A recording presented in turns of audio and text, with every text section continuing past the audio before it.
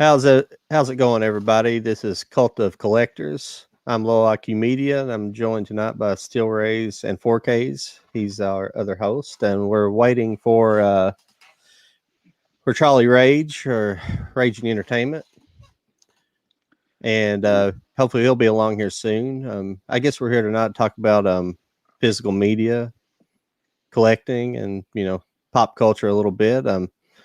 I think our pop culture guy's not quite here. I know a little bit, but I think we all know a little bit about pop culture. But so I guess I'll just get it started. What have you picked up this week? What's new to your collection? Let's see. Tuesday, a lot of stuff hit Tuesday, but I only grabbed the Godzilla versus King Kong steelbook. I know quite a few movies came out, especially on the steelbook, but I passed on a lot of it because I kind of already had some edition. There's been a lot of announcements of upcoming stuff this week, though. I've noticed that. Yeah. Yeah, I'm still waiting on my King Kong and Godzilla set. It's Oh, not really? going to come till it's not even going to come till Saturday. It says it didn't get shipped till today.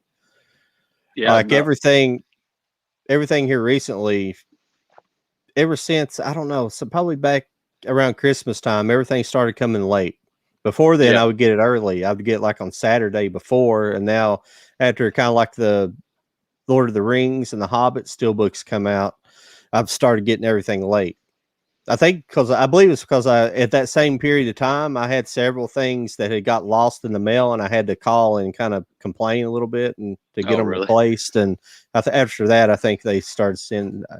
I doubt they do that on purpose, but I mean, I even order this stuff early a lot of the time, so I don't know why they're coming late. It's just Oh, I yeah. guess there's a lot of people ordering. I guess.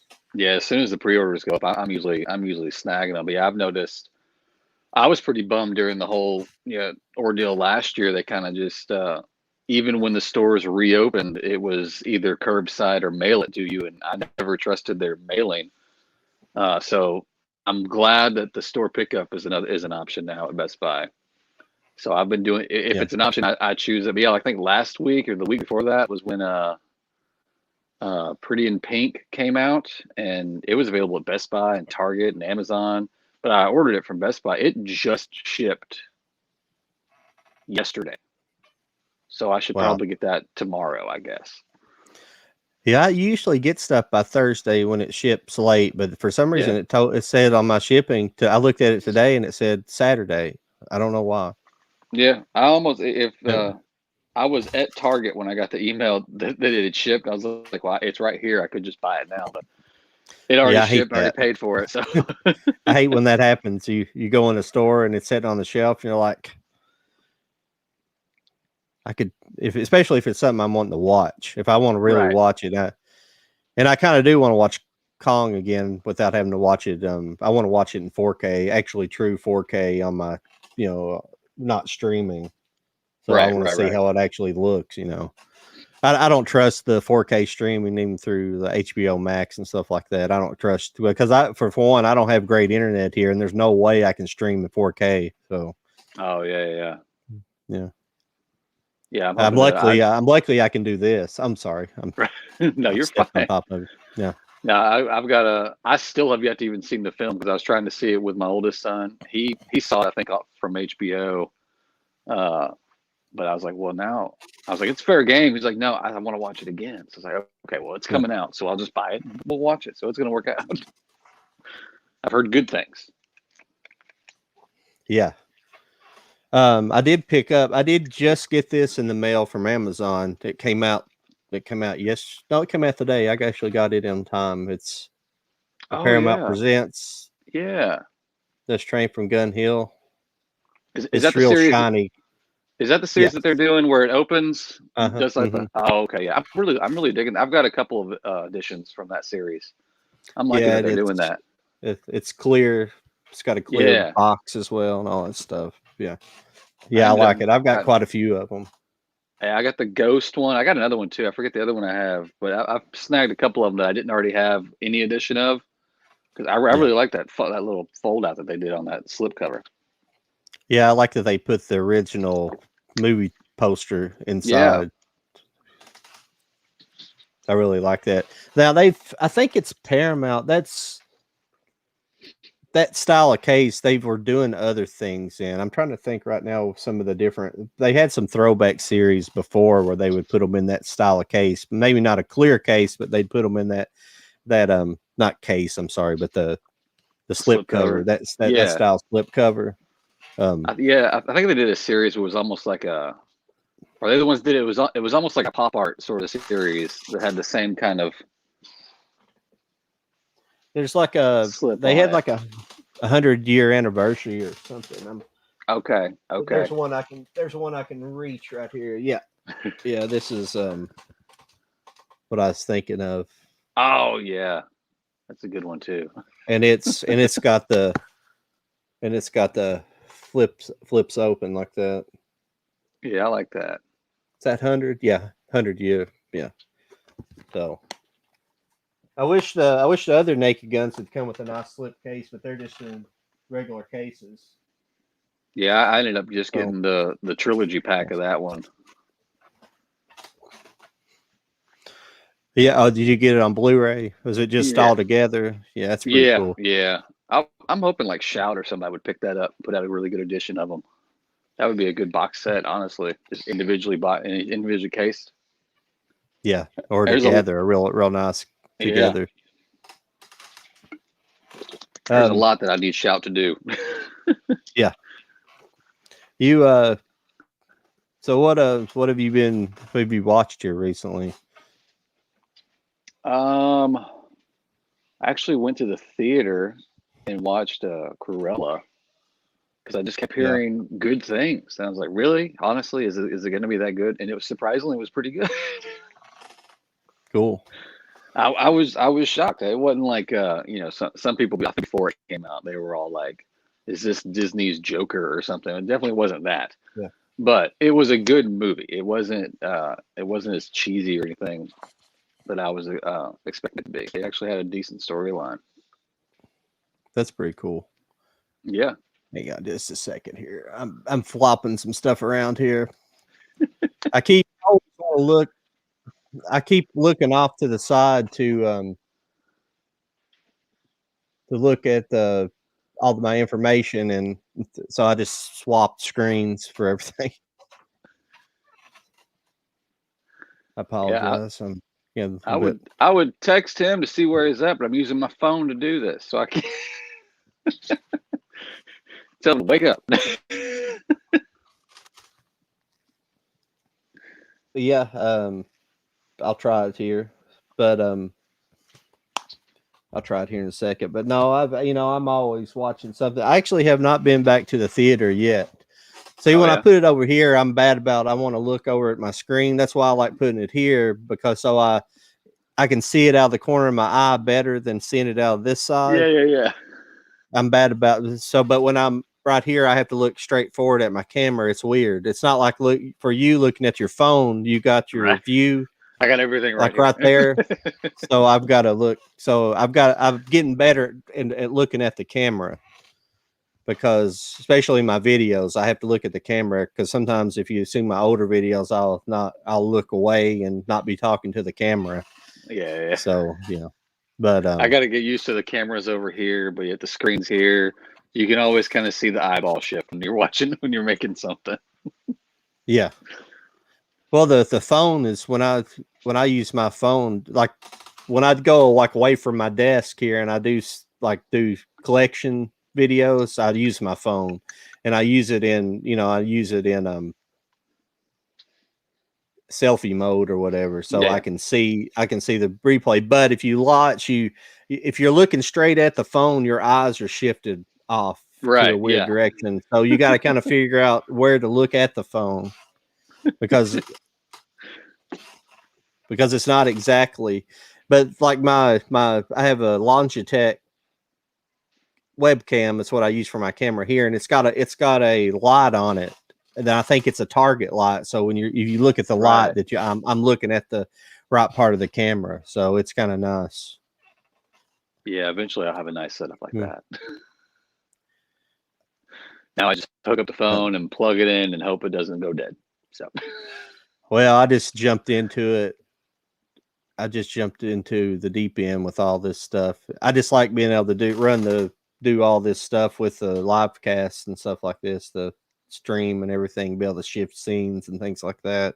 yeah. That's why I started using. I was using my laptop to do it, but the problem with my laptop that I had was I couldn't edit the videos.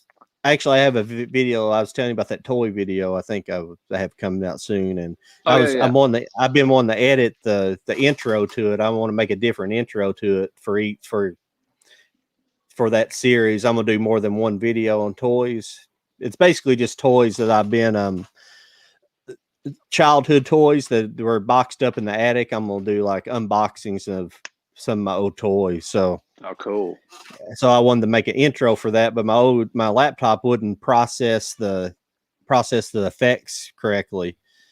But it takes, but a lot of times when you're doing like high res graphics, it takes a lot. Even this computer, it's beefed up pretty good, and graphics card and everything, and it's still now it'll render stuff very fast. It'll render a big file in just like a couple of minutes, but it still has trouble doing like real-time playback. And apparently like even like really good computers have trouble processing real-time playback. But my laptop, it took 2 hours to render something. It was terrible. So that's why eventually I had to end up kind of upgrading here. I had some money in savings, so I went ahead and just bit the bullet while I have the money. And there you go. Yeah. Those toy videos sound cool. I'll have to check those out when you release those. All my childhood stuff got sent away a long time ago. I wish I still had it all because I had a whole bunch of crap. Yeah. Yeah, mine got kept, but the problem is like now my Teenage Mutant Ninja Turtle stuff is in good shape.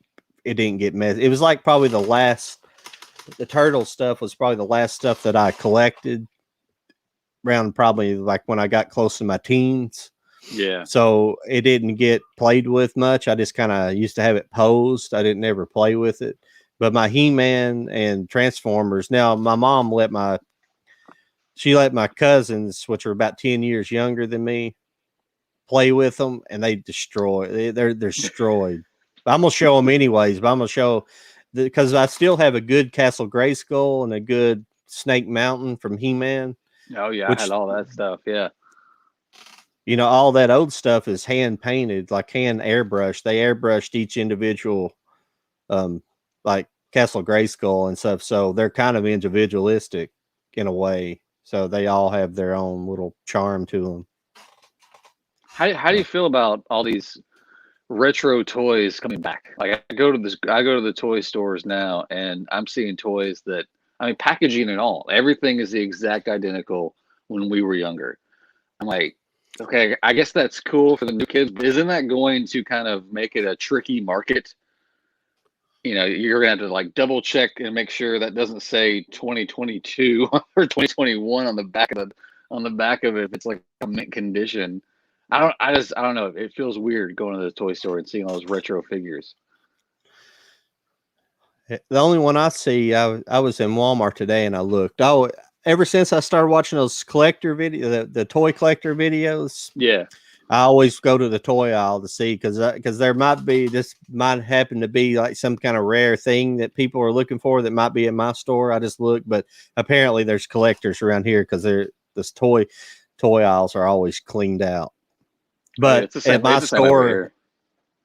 store today, they had, I don't know, it looked like they had 50 He-Man and 50 Skeletors. And every store had, like, when the collectors go to the stores, they always have He-Man and Skeletor. That's it. And they had, I mean, they had like the whole area was full out to as far out on the racks as they could get them. They were falling off. When I went to kind of flip through them to see if there's anything different behind them, they were falling off. They had so many, but they're all He-Man and Skeletor. and I'm not even sure what the play is, because like there's a anime style He-Man coming out on Netflix soon, but it doesn't look anything like those retro toys. The same thing with the Ghostbusters, the real Ghostbuster. They're re-released all of those, but I mean, How are kids going to know? Because as far as I know, they're not re-showing any of the old cartoons. No, it's just It's just for us. Okay. I'm sorry. I'm looking to see if Charlie's. Yeah, he's not even seen where I even sent that text, so he's falling asleep or something. Yeah. One of us needs his actual phone Yeah. number. That's what needs to happen. Yeah. Oh, we got Kenny Jones is in the chat here. Hey, Kenny, what's Kenny going on? Jones, what's up, Kenny? Yeah. Ask a question. Give us something to talk about. Yeah, definitely. Oh, but what I was going to say about the toy market right now is apparently kids are not buying toys. They're being bought by adults. So that's why you're seeing all this retro stuff. Like apparently the kids, they're playing video games and they're not buying toys. They might be buying maybe like Pokemon or something like that. Yeah. But or maybe Fortnite toys, but they're not buying He-Man. They're not buying the stuff that we had as kids.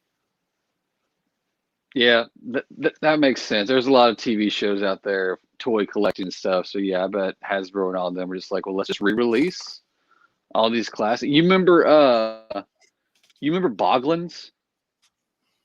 Yep, those little hand puppet things. Yeah. Is that what you're talking about? Yeah. I had no idea that they were worth what they are now. But they recently they're re-releasing those, and I bought two. Yeah. Just because I bought the one I used to have and the one my brother used to have. And I just I got on eBay and I was like, why didn't I keep those? Those things are going for stupid money, like originals. Even if they're all beaten up, which mine would have been, they're going for stupid money. Kenny said people don't play with toys anymore. They keep them in boxes now. I had every one of the Batman and Robin villains and Batcave from the 70s, and we played with them. That's how it was for me. You know, I had several of the Mask toys. You guys remember Mask? That show Mask? And it was yes. Somebody recently on Instagram had they looked like they had a whole stack of like Mask toys. Like I guess they were the old ones. I'm not sure, but they took me back because they were Mask was like these guys they had like the mask that came down, but they all drove vehicles of some sort, and like one was a Camaro and one was a semi truck, and everything was kind of. Then they turned it like they had like two different modes. They were kind of like trying to play off the Transformers. They kind of had they had a different mode. Like the Camaro could fly. It had wings that came up. The doors came up and made wings, and it would fly. And then I'm starting to remember this now. Yeah, the big rig had like it turned into like a battle rig or something. It came apart. But I remember having the rig in the Camaro, I believe, as toys. But those are ones I played with to the point where I guess they were destroyed at the end. Right. I was big with car toys when I was a kid, so I loved Transformers and stuff like that.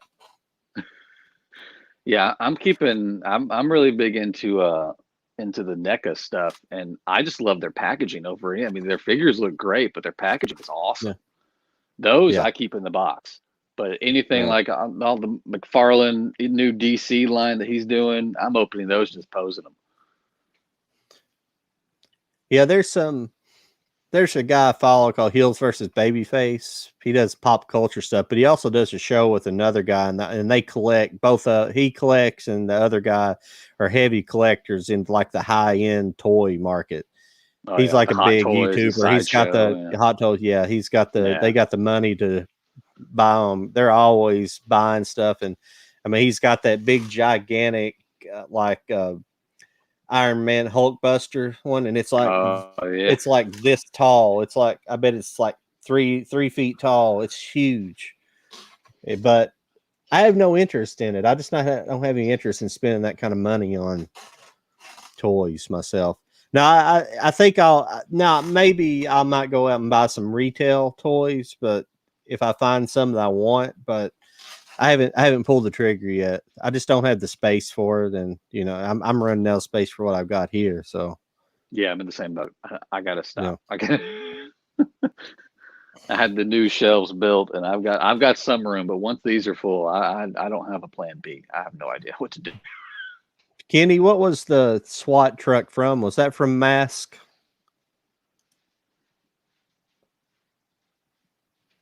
I don't know what you're talking about with the SWAT truck. I know you're talking about Mask, and I can almost see it. I need some visuals because I know that name, and I can see, especially the car with the wings that pop out. I can almost see it. Ah, crap! I have a VHS of one of the episodes of Mask, but it's in the other room now. I moved it. I ran out of space and had to move it. Let's see. Did he respond? Yeah.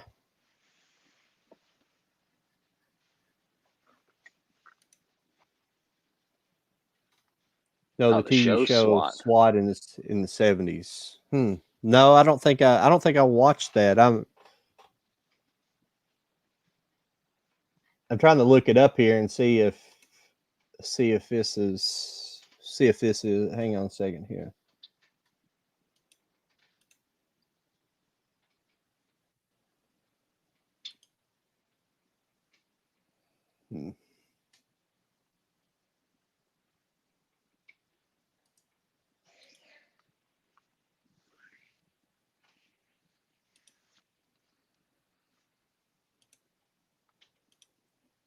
Sorry about that. I'm resetting up the share screen. There we go. There we go. Is that it, Kenny?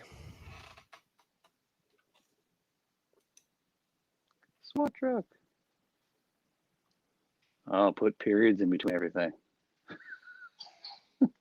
Yeah.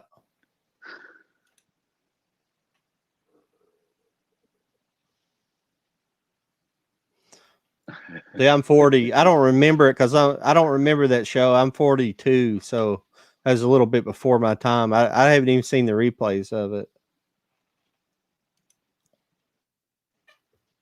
Cool. Nice.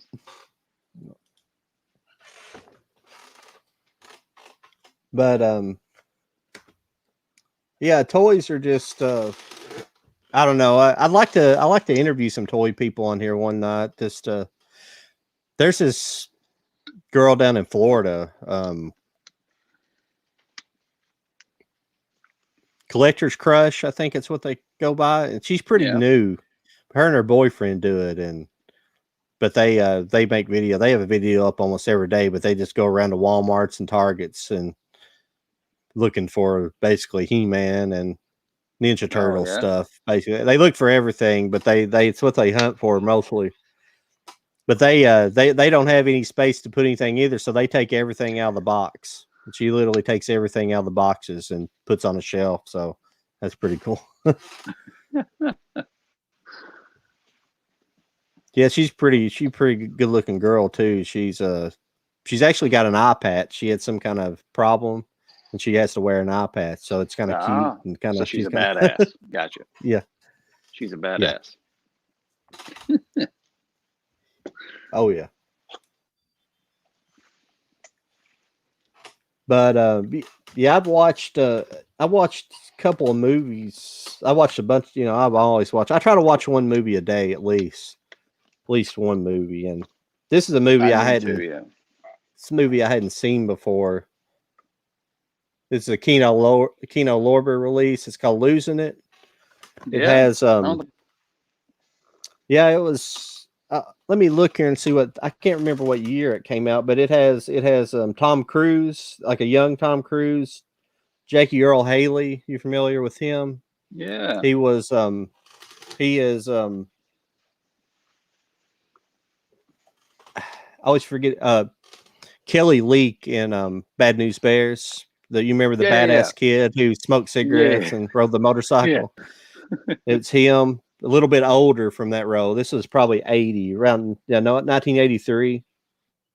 And the other guy, now it had Shelley Long in it too. She's in it as well. But the other actor is somebody, John Stockwell. I don't.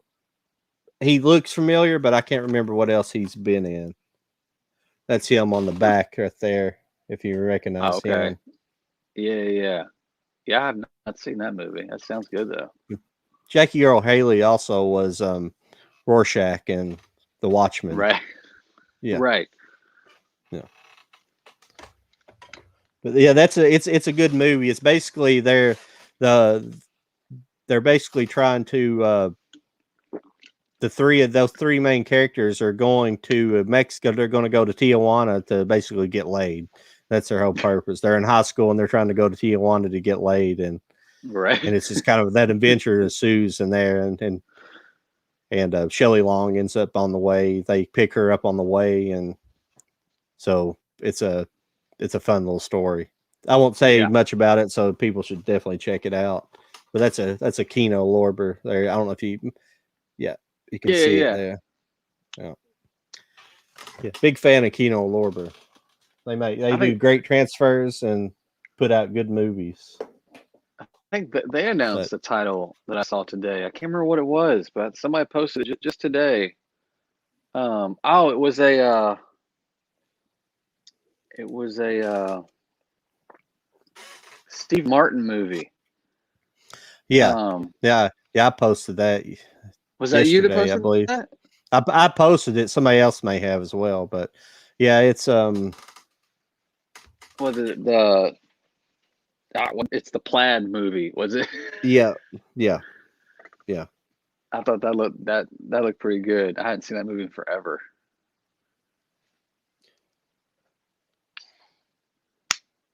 Dead men don't wear plaid. Yeah, there it is. No, dead men don't. Yeah. But yeah, I had the stunt cycle as well. I don't know. I guess when I was a kid, they were still making them. Now it's funny getting on. Don't want to get me on Evel Knievel because that's because I just bought an Evel Knievel movie, and also have another. I have an Evel Knievel actually made a movie where he played himself in it called Viva Knievel. I don't know if anybody ever seen that. No. And Leslie Nielsen was in it. It's hilarious. It's got this crazy cast. It's Evel Knievel, Red Buttons. It's got like a couple of guys that are like Academy Award winners just playing horrible roles basically. Yeah, Riff Tracks, that's the first place I seen it, and they ripped it apart. It's pretty bad. But Evil, for not being an actor, he's not horrible. It's just the plot stupid, and it's just right. Evel Knievel being himself, and they there's a plot in there that's an evil plot against him in there, so he's got to he's got to be the hero at some point, and a lot of motorcycle action in that movie. So that sounds incredible. Now the other Evel Knievel, I don't know where it is. I can't remember who's in it. My bad, but it's like not Tom Jones. It's one of those, but it's actually an Evel Knievel biopic. So I'm interested in watching it. Oh yeah, that sounds good. Just saying, the Riff Tracks version, there's a lot of remarks, pertaining to the Lundum baseball bat incident. Are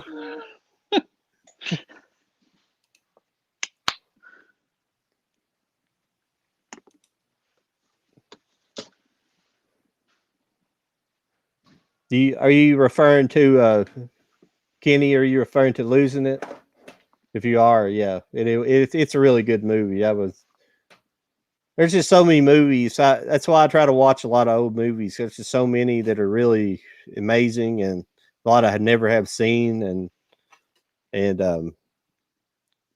because when I was a kid, like I watched a lot of movies, but wouldn't never go to a lot of times a movie like that is something I wouldn't necessarily pick up because I just didn't know anything about.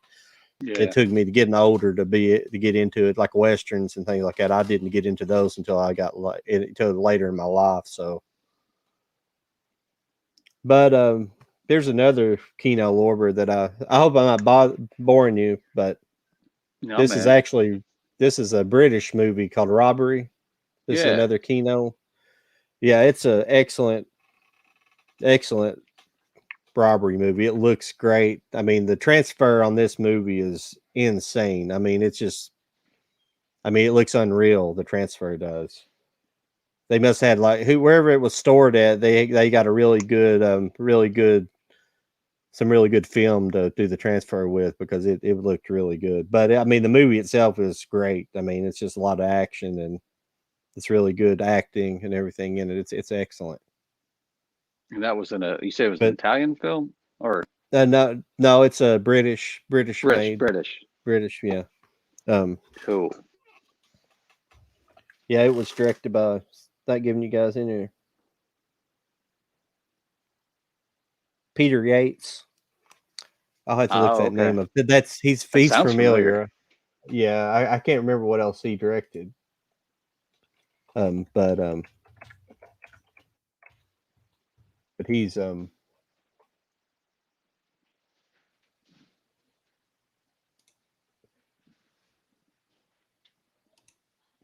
yeah, he came up on Internet Media Database. For some reason he's known for Crawl and Bullet. He did the Steve McQueen movie Bullet. Oh, okay. Breaking Away and The Dresser. That's all I see. I'm sure he did more stuff, but yeah, definitely. I knew he was familiar, but Crawl and Bullet for sure that I've seen. Yeah. Cool. I didn't. Yeah, I liked Bullet. Bullet was a good one.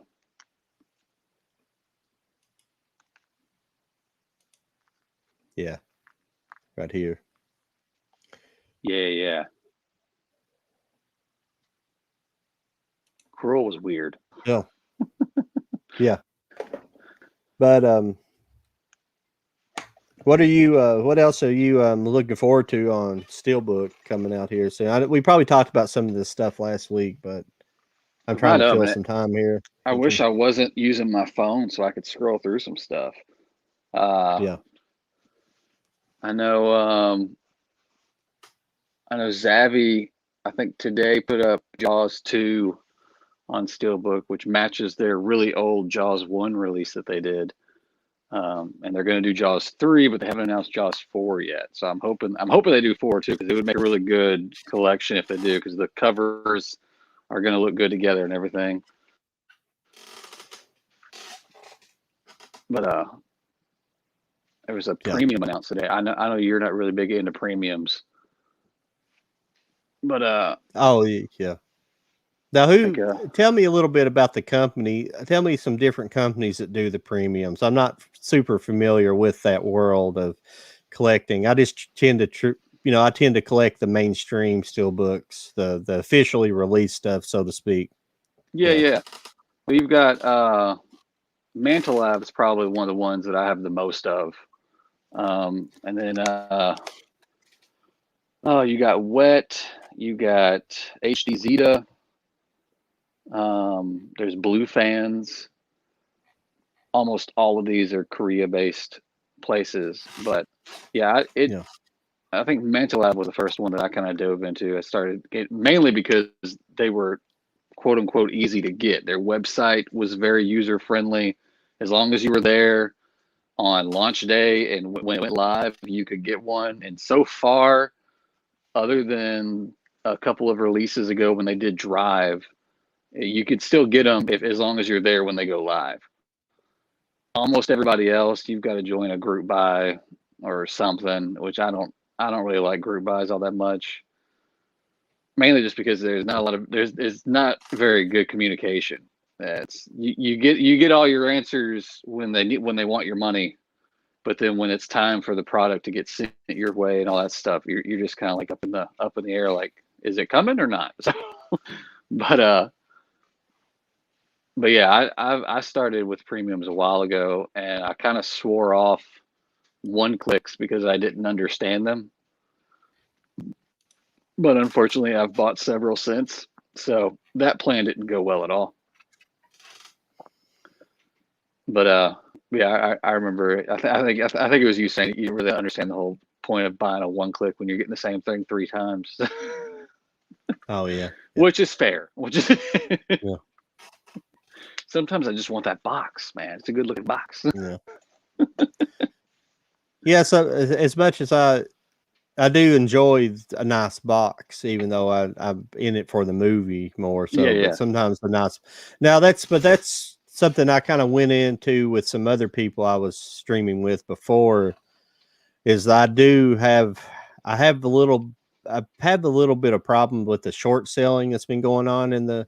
It's the same thing that's going on in the toy market. You essentially have a bunch of short selling, and they're doing it in the physical media realm. I guess it's the best way for them to do it. I don't know, but it seems like they can make more money if they just sold, sold a couple more thousand, a couple more thousand copies of it. yeah, But I don't really know the purpose of it. But what they're doing, what I don't like is I kind of don't like sometimes for somebody that likes the movie.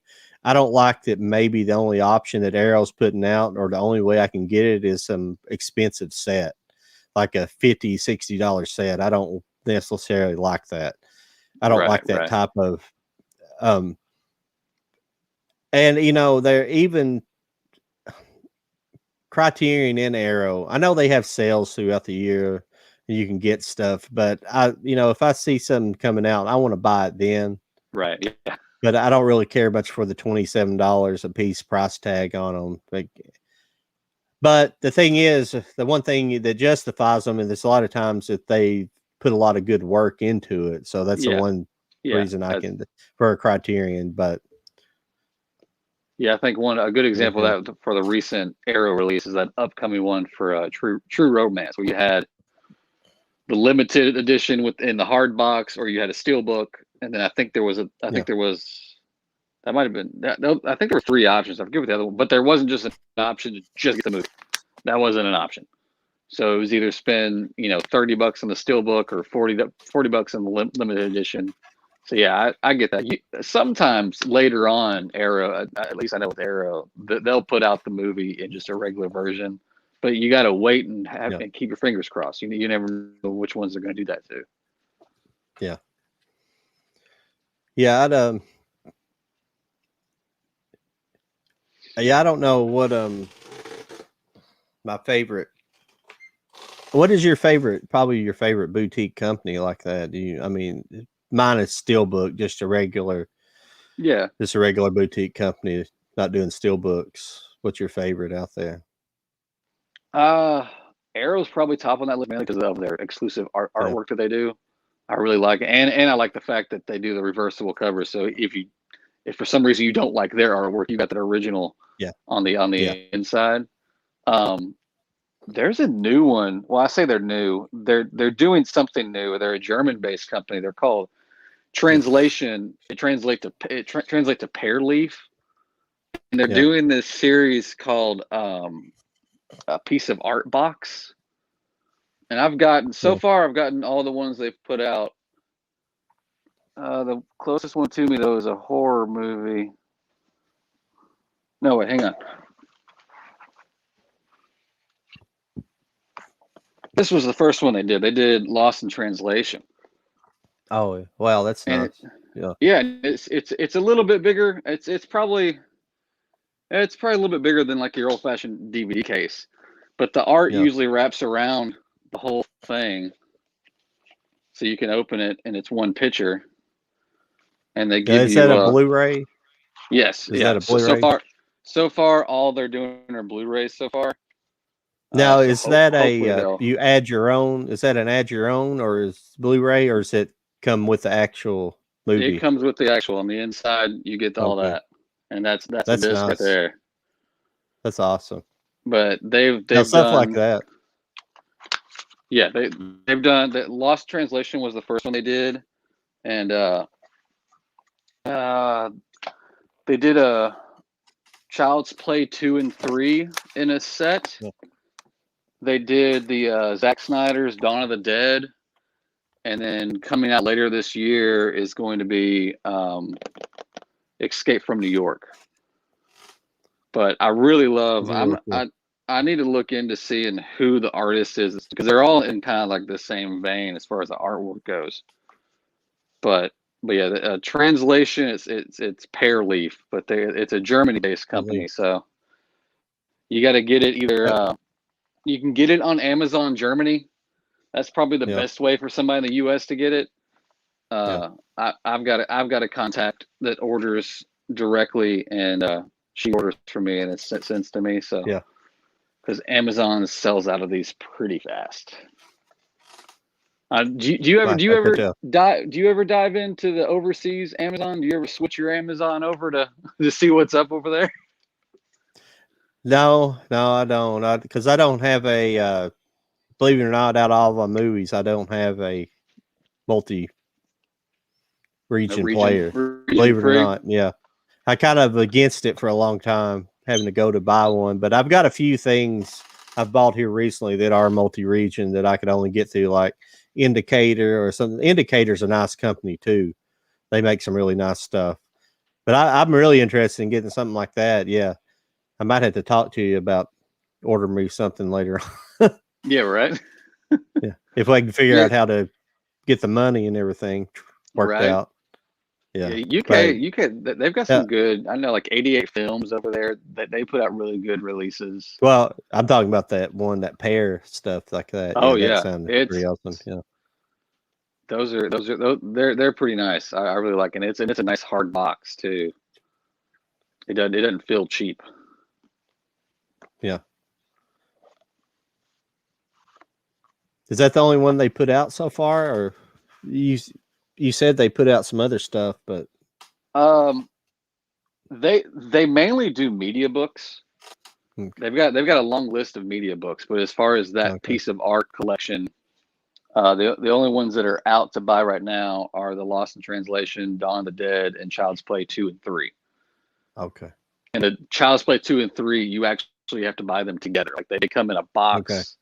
And I believe the boxes are numbered on those two because they only did so many. Why they haven't done part 1 yet, I don't know. It's kind of making my shelf look a little weird.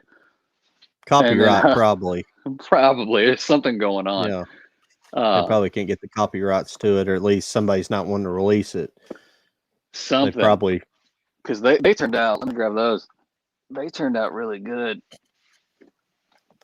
They did. There's the Child's Play 2.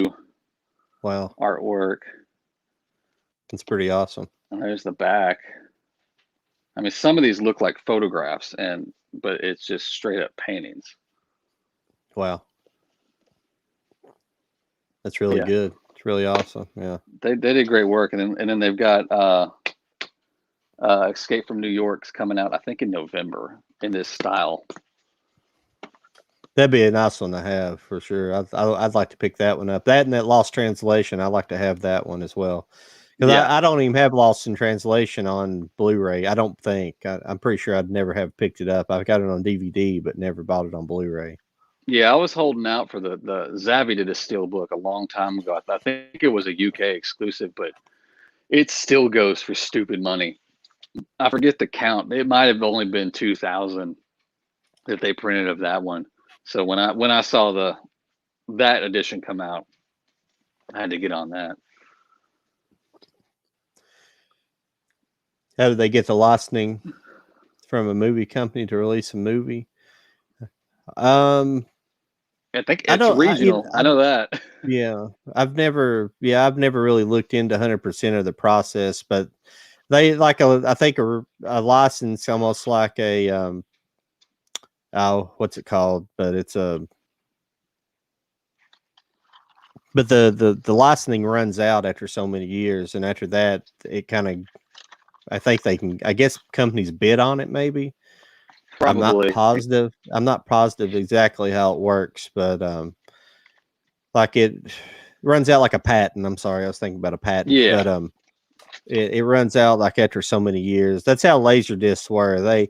I think now my buddy, he's a little bit more versed on laser discs than me. I was under the assumption that Laserdiscs, when they first started out, they were called Disco Vision, and they stayed Disco Vision up until the 80s, like maybe late 80s, until like Criterion started coming out. But it was around that period of time, around the 10-year mark, is when the licensing ran out, and then the licensing started getting dispersed to different companies like Pioneer and things like that, started making their own discs. because the early discs were the ones that are known for like bad disc rot, and it was Oh, simply really? because because evidently this is crazy for the Japanese. You wouldn't think the Japanese would do this, but apparently, I think Pioneer had made a. I guess Pioneer was DiscoVision, yeah, but DiscoVision was set up in a factory that that had pre that had been a manufacturing facility for like the cabinets for electronics. Like the old electronics came in like wood cabinets, or like Yeah. a stereo would have like wood on it, and Yeah, how yeah, all yeah. the old stuff was in the 70s.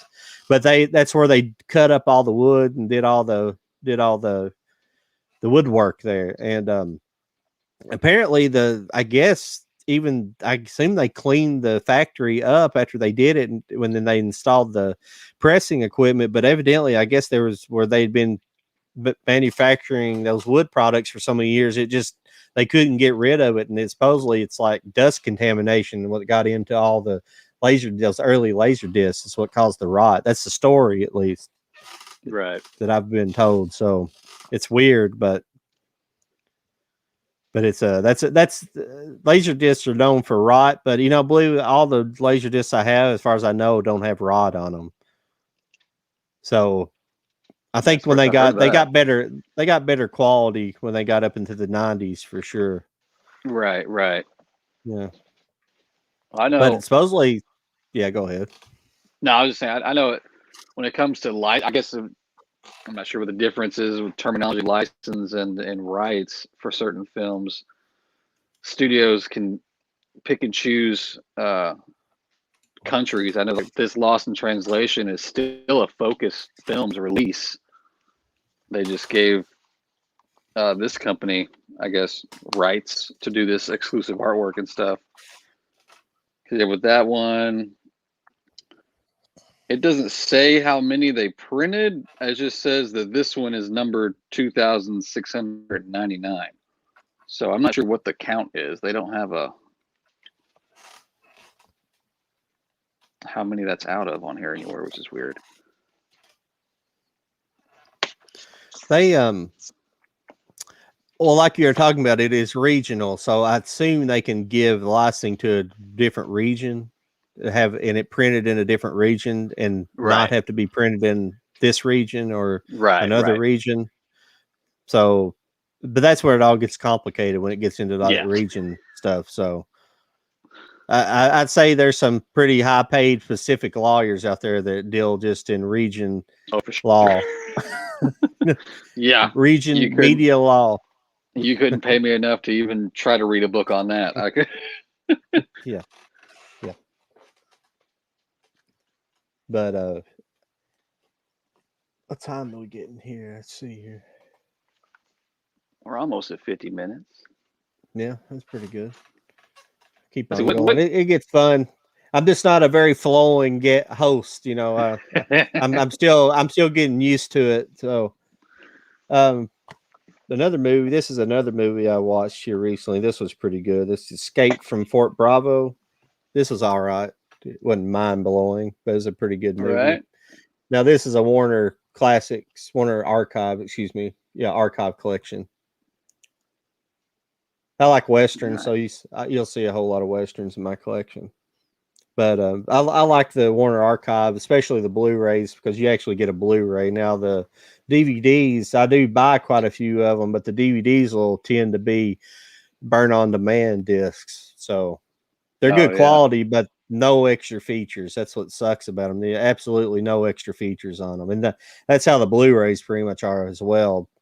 But you get a good transfer usually for the movie, so it's not too bad. And now this movie here, this is another Warner Archives. This movie's really good. This is Mr. Blanding's Builds His Dream Home. Cary Grant, Myrna Loy. Yeah, I love Myrna Loy. She was a beautiful woman, but she's known. Well, in that era, she was pretty popular, but she's known for like the Thin Man movies, which she did with Dick Powell. I might be, it's Richard Powell or Dick Powell. I think it's, but he but Thin Man's it was just this comedy, kind of a comedy series. And the Thin Man but Thin Man's actually kind of the bad guy in the movie, but it's based around kind of a lawyer detective guy, and which is Dick Powell's character. And I know I'm getting that wrong. I don't know. I don't have his name right in front of me, but that's a great series. I have the whole box set here someplace if I could find it real quick, but I'm not going to do it at the moment. But that's a good Laserdisc series, and I've been collecting them on Blu-ray. I think I even have them on DVD that I bought. So nobody's seen those series. I like the old, but those are old. Those are like probably in the 30s. Yeah. But it's definitely but Dick Powell, he's drinking all the time in the movies. Now, he's not necessarily drunk. He's not drunk on screen, but he's always got a drink in his hand kind of person. And it's like high society kind of movies, but they've got a dog called Asta that's in all the movies. And like, it's always some crazy going on there, but it's them kind of highfalutin kind of detective stories. So it's really funny. It's a pretty funny stuff, but I'm a bad reviewer. That's why you don't see me do a lot of reviews. Well, when I'm not prepared, like if I prepare a little bit, I can get a little bit better and to get it. But I have to go back and rewatch stuff. But Mr. Blanding, excuse me, I got off topic talking about Thin Man, but this here it's really good. It's basically Cary Grant's an advertising executive, and he has 2 kids, and it's him and his wife and 2 kids in a small apartment in New York. And he gets tired of not having enough closet space and all stuff, and decides to buy a house. And it kind of reminds you of The Money Pit, if you've ever seen the Tom Hanks movie. Yeah. And they go and they start, they go and buy this property, and they end up having to tear the house completely down, and then everything possibly bad that could happen, bad happens, and they have to spend a ton of money, which in those days, it costs like $50,000 or $60,000, which was astronomical in those days. But it's nothing now to buy a home. But it's just everything bad possibly could happen, and then yeah, and there's and he keeps thinking his wife's cheating on him with his best friend, but she's not. But he's just always under that suspicion the whole time, and it's just some funny stuff. It's just funny little movie. Yeah.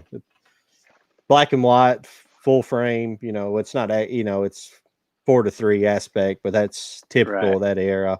Yeah. That was that don't bother me. Some people hate it. I don't care. If it was shot that way, that's fine, as long as it's not pan and scan. No, that's why I don't like. Yeah. I'm trying to see what year it was made.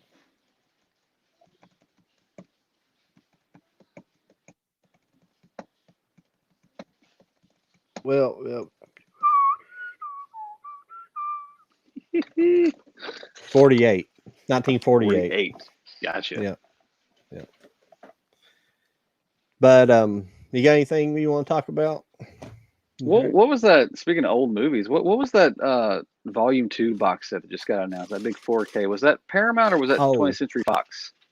Well, I have that pulled up here for us to have talked about, since that was announced by our other host. I know Charlie would. I know he'd want to talk about it because he probably knows more than I do. But I just saw it pop up. It is the Columbia Classics set. Columbia, here. That's right. Yeah, it's this set right here. How many's coming in that? Does this say how many? You get six movies. Okay. Yeah, so it's literally the ones pictured on the cover. Okay. Yeah. And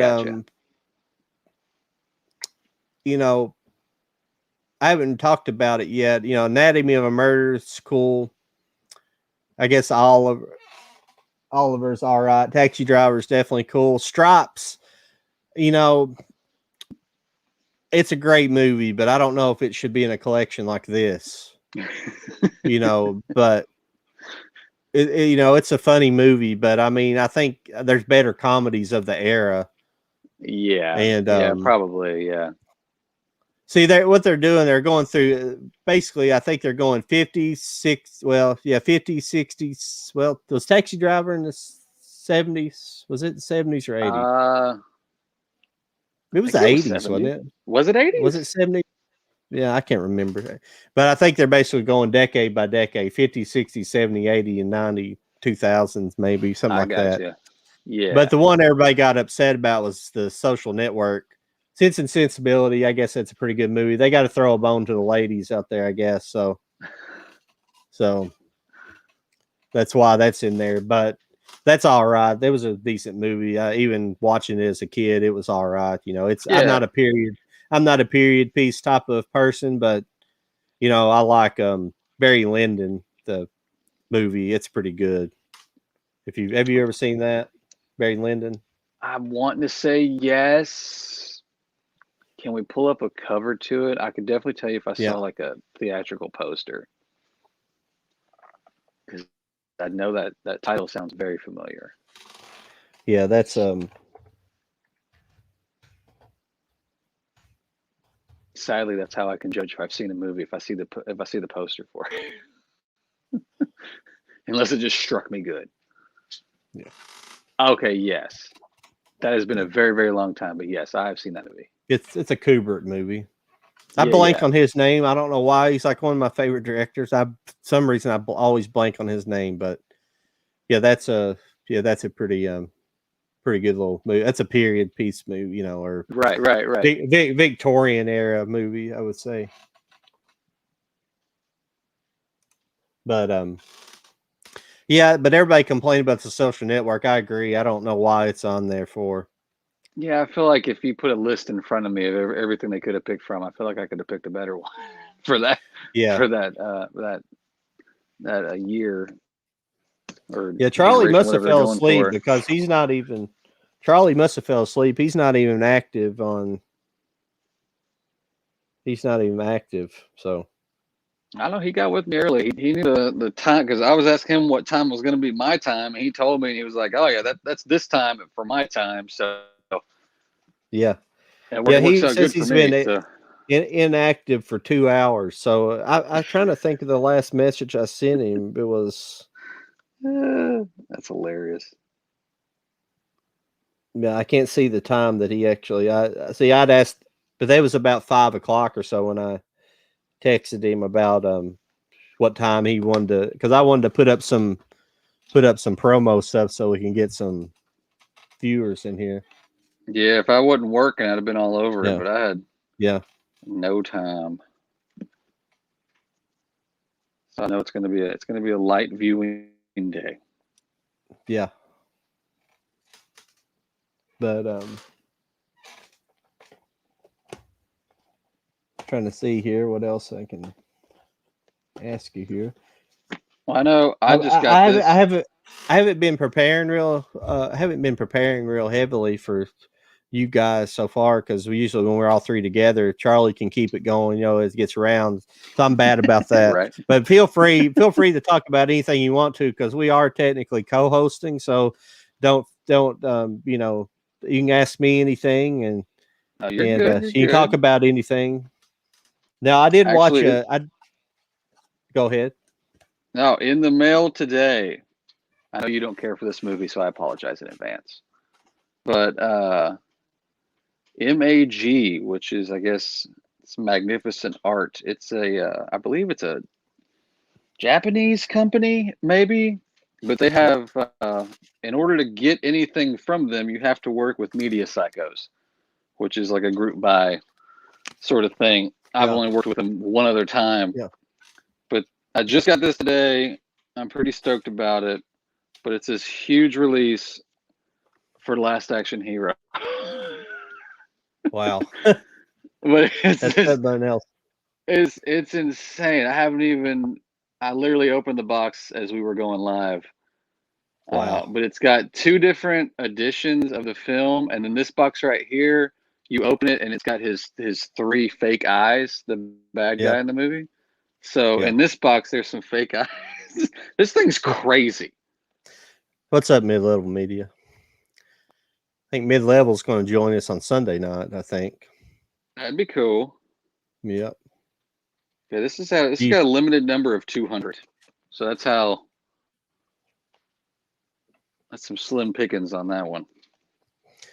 Hey, mid-level, what do you have? Do you have any kind of anything that you're excited about coming out? We've been talking about the Columbia Classics collection. Do you crap.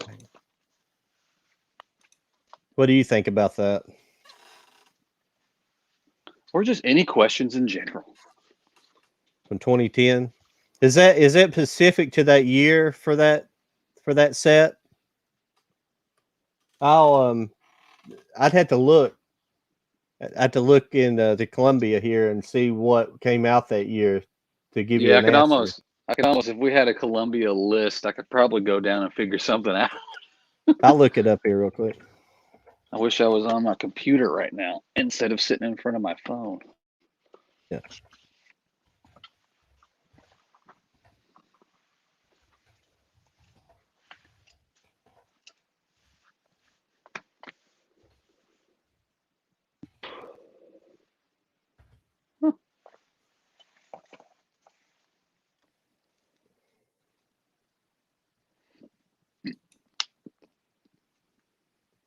Okay, here, let's see. Okay, the Bounty Hunter. Okay, let me bring it up here. I'm sorry. Okay, the Bounty Hunter, the Karate Kid, Grown Ups, Salt, the other guys, Eat, Pray, Love, We Are Family, the Virginity Hit. I've never even heard of that. The Social Network, The Purist, How Do You Know, The Green Hornet. Yeah, that one for sure. No. Yeah, for sure. Open Season 3, Battle Las Vegas, Just Go With It, Bad Teacher, Zookeeper, The Smurfs, 90 Minutes or Less, Bucky Larson, Born to Be a Star. You're just based off this list so far. Did they solely just pick based off of box office performance?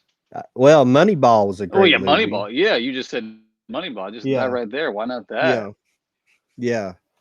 That was good. That's certainly Anonymous, Jack and Jill, Arthur Christmas, The Girl with the Dragon Tattoo. Now that's a movie I haven't seen, but it's supposed to be pretty good. I heard good things about it. I think it was probably more iconic than The Social Network, at least by popularity. Adventures of Tintin, Ghost Rider, Spirit of Vengeance, 21 Jump Street. Well, wait a minute. No, some of these. No, I'm sorry. Some of these are. Some of these are not. I've jumped up, but I mean, the thing is that can't be. That's just the 2010s. Has to be. I think that's the era they're looking for. It can't be just the year 2010. I got you. So it has to be the era. So this jumped up to 2012 and 2013. Okay, now we get down here to Captain Phillips in 2013. Captain Phillips is a great movie. American Hustle. The Monuments Men was a great movie. Have you seen that? Clooney, World War II movie? Oh, yeah, forever ago. Yeah, that was pretty good. I mean, Stalingrad was a good movie. I mean, that necessarily, it's not something that needs to go on there, Stalingrad, but it was a better movie than. Right. Yeah. 22 Jump Street, Sex Tape, The Equalizer, Fairy, Annie, The Interview, Chappie. It's all right. Paul Blart Mall Cop. Really? Alpha, Pixels, Hotel Transylvania. That's something I've always been wanting to talk about on here. Is like I couldn't decide if I wanted to make a movie or how I wanted to talk about it, but the ever worsening career of Adam Sandler. I mean, he's. I'm happy that he got his Netflix deal. Well, I mean, I think that's why he went downhill, because he started making bad movies, I think, just to get the paycheck. Because before then, I mean, the movies weren't great, but they weren't as bad as the Netflix stuff. Yeah. I mean, he did do what was the Gems movie? What was that? Which it wasn't like one of his movies. He was just the star of it. The Uncut Gems. Is that what you're looking forward to? Grown Ups? You want to do Grown Ups? I'm down with that. Yeah, Grown Ups Yeah. over Social Network. Okay, cool. Aaron Brockovich in 2000. Yeah, it's a Yeah. pretty good movie.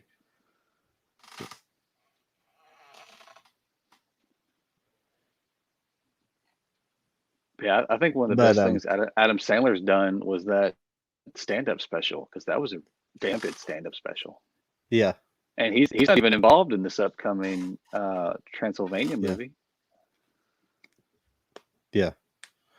I don't know. Which those were funny, but that's just voice acting. So Yeah. yeah, as The last, far as a comedy that he's done, yeah, it's been a bit. yeah. The movie that he's not in, but I enjoyed. It's one of his production company movies. Is Grandma's Boy? Do you remember that movie that came out? It's been, yeah, it's 15 years old. I thought that was funny. It was fun. Uncut that Gems. last, that was great. Then that last movie that was under his studio that David Spade starred in, I think it was a Netflix. Yeah. I forget the title of it right now. The wrong something. The wrong. I don't know. It's the girl's name, but it was funny. I thought that was a funny movie. It just seems like Now, if he's in it and it's a comedy, I feel like things just get a little out of control on set, and he just rolls with it and just puts it in the movie. yeah. Now, I always loved. Now, I'm a big P.T. Anderson fan. So I like Punch Drunk Love, but that's in the 90s. Yeah. Do you remember that? Yeah. Oh yeah. I thought that was such an odd character he played. It's just an oddball character. I mean, he's kind of playing himself, but playing a slightly introverted version of himself. Yeah. So, but yeah, I love Paul Thomas Anderson. He's probably one of my favorite directors. Maybe, he's one of my top favorite directors of all time. I think Charlie mentioned it last Sunday about that movie Rain on Me that he did with Don Cheadle. That movie was phenomenal. But I think that was, I forget what year that was. It was early 2000s at least, I think. Maybe mid 2000s. Yeah. But serious stuff he could knock out of the park. But comedies, it just seems like he just gets more and more like, well, let's do this. And yeah, definitely. Nobody tells him no, I don't think. Yeah. Well, I mean, it's made a lot of money doing it, I guess. Yeah. I'm sure he got a fat paycheck with the Netflix deal. So. Netflix, they don't care to hand over their money to people. That's for sure. No, it's coming out of somewhere. I just don't know where over there. It's about as mysterious as the money where it comes from the stimulus checks, isn't it? Right. I'll take it and spend it. I mean, it helped. At least Amazon, you know where their money's coming from, you know. Yeah, right. You know they got trillions of dollars backing their stuff up. But they at least try to put out good stuff. Now, I'm not saying that this new Lord of the Rings is going to be any good, but some of the stuff has been, pretty decent. The what's the name of it? The Marvelous Swiss Maisel was really good. I like that show pretty good. At least the first 2 seasons of it were good. They started getting a little woke in the third, but I finished the first season. I think we made it like a few episodes into season 2, and then something else caught our interest, and we just hadn't gone back to it yet. But I do like what I saw. Now, some people kind of bitch a little bit about that Phoebe Waller-Cates show. What is it called? It's the British show. It's another one that was it was popular on there. The reason I know her name is she's like one of the co-writers for the new Indiana Jones movie. And she's also co-writer for another movie out. Yeah, the 007 movie. She's co-writer, and it's like, what? Huh. I don't have no. Yeah, right. But what is the name of that? I'm sorry, I went blank.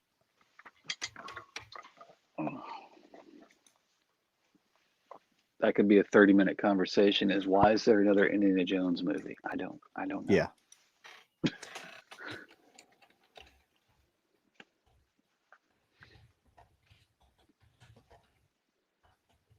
Just wonder if they're going to kill him off this time. Oh, no, that's a. I don't think her last name's Cates. It's Phoebe Waller Jones or something. What, I can't think of her name.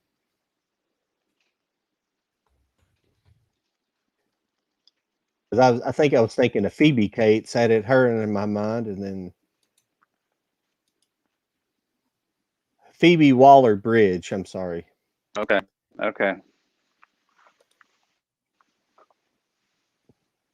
But yeah, she's new Indiana Jones. She's also a part of the 007, I believe. But let me find that. Fleabag's the name of the show she was in. Oh, I've heard of that. I haven't watched it though. Yeah, it wasn't that bad. I thought it was pretty funny. I watched that. I don't watch a ton of stuff on. I don't really watch a ton of stuff on streaming anymore. I'm too busy watching all my movies I've got here, trying to get through all my backlog. So I'm too busy doing that. But I did like Marvelous Miss Maisel quite a bit. Let's see here if we got some. We've got some more text here. Oh, I'm getting behind here. We're slacking. Behind. That's our bad. Oh, no, that's one's already seen here. Aaron Brockovich. Kenny's got one up here. Sorry, Kenny. The scene in Click where he wants to bring back his dad was touching. We didn't know he lost his dad 2 weeks after shooting that scene. Oh, wow. That's a movie I saw way back when it happened, and I have not revisited it. I haven't seen that movie in a long time. So, yeah, that's a pretty good one. Yeah. Good comment, Kenny. Yeah, I've seen your comment there mid-level, if you're still in here. Maybe not. But, yeah, Uncut Gems was... Actually, I didn't see Uncut Gems. I was about to say it's a good movie, but I haven't seen it, actually. So I didn't have much interest in it. It's different. I don't remember if he actually won anything for that role or if he was just nominated. Did he do a pretty good job in it, though? Yeah, he did a really good job. Yeah, that's good. He's definitely lost in that character. So you kind of forget about Adam Sandler, the wacky guy. So I think we've had a pretty good night here. We've had a few viewers here and there. Yeah, I'm getting. When I did my solo broadcast a couple of days ago for my Dollar Tree haul, I had several. Sometimes you can't tell by the counter up here how many you're actually getting, because usually after I'm done, it'll show that you've had 15 views. I mean, it don't mean people are staying. I think it only counts people if they stay for so long. Right, I believe. right. And we'll probably have 10 or 15 people looking at it. Then maybe next week you keep drawing in more and more people. That's a good thing. As long as we get a few people engaging. It's because, see, a lot of people end up seeing these videos, at least on my stream, and if you guys link to them, they see them on yours. A lot of people prefer watching them in playback than watching them live. So that's how a lot of people watch live streams anyway. So, oh yeah, for sure. Yeah. So did you link that from last week? Did you get some hits on that last week from linking it, or? I haven't been able to get it on my actual YouTube yet. I think Charlie sent me an app that I could use, but I couldn't find the app. But then I linked to your YouTube via my story, and I'm pretty sure I went back and saw on there that some people visited. So I'm not sure if they actually sat down and watched the whole thing or not, but I did get movement. Well, thank you. I never know how entertaining I am. Yeah. We're just good background noise. Yeah. That's cool. That's cool. Just good background noise. Just leave us on. Go do the dishes. It's fine. Yeah. Yeah. We well, whoever's watching, if it's just you, Kenny, out here, we are planning on having some guests. We keep having guests fall. Yeah, we fall through they keep falling off at the last minute. So we're having trouble getting some in. But mid-level that was in here, he's supposed to come on Sunday night. Hopefully he stays with us. Seems to be a pretty good guy, and he does some really nice videos and got a good following. So it'd be interesting to talk to him. He does his own. He does his own live, live streams as well. He does a live stream that's called World's Biggest Collections, and he has different collectors on for that. And he comes in and out on the movie collection battle. If you guys never have seen that, that's on Thursday nights. 4K D-Ray's his name. That his channel, he hosts that, and it's just he brings two guys together with their collections, and they basically ask a question. They got to find the movie in their collection that matches that question, and they get point, and then the audience votes on whichever one they think's the best selection from their collection. That's a lot of rhyming. I need to get on this. I need to get on this right now. Yeah. That's basically what I do on my TikTok. People say, "Hey, do you have this?" And I make a video. Say, "Yeah." Yeah, you would. Hopefully one of these days I get to be on there, and because I think especially you, I think you could do really well, especially because you got a lot of unusual stuff, and they would love seeing that stuff. Because he had to say something the other day. He said, "Yeah, I'm tired of seeing." He said, "I'm tired of seeing like Ghostbusters and it's the same stuff people pulling up." Because what happens is they know people will vote on certain things, so whenever a certain topic comes up, people know they can go to a certain go-to movie, and everybody's going to vote for it. If I went on, I wouldn't even go on to win. I just go on to out-cool that other guy. Just out.